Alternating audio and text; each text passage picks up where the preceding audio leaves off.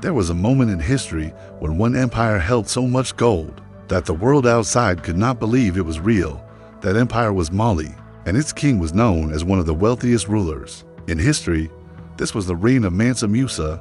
Mansa Musa ruled the Mali Empire in the early 1300s. He inherited a system already built on gold, salt, and trade routes across the Sahara Desert.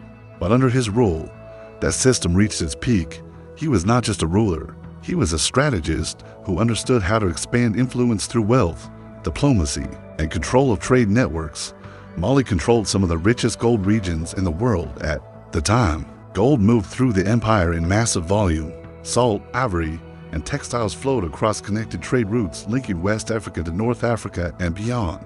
Under Mansa Musa, this system became more organized and more visible to the outside world.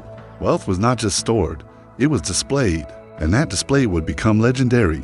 During his pilgrimage to Mecca, Mansa Musa traveled with thousands of followers. Gold was distributed along the journey.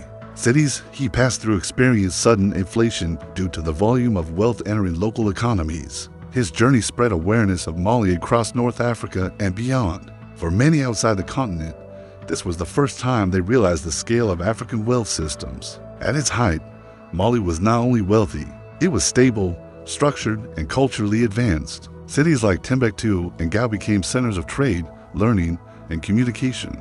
Governance was organized through regional leaders who managed vast territories. The empire functioned through a balance of trade control, administrative structure, and cultural development. This was the peak of Mali's power, but even the strongest systems began to weaken over time. After Mansa Musa's reign, several challenges began to appear. Leadership became less centralized. Regional governors gained more independence. Trade routes began to shift as new powers rose in surrounding regions. Internal divisions slowly weakened the structure that once held everything together. The Mali Empire did not collapse in a single moment. It gradually lost control over key regions and trade routes. External pressures and internal fragmentation reduced its influence. Power began to shift toward new emerging states in West Africa. But history never stops at decline, because when one empire loses its peak, another system begins to rise. And West Africa would not remain the same. That next story begins here.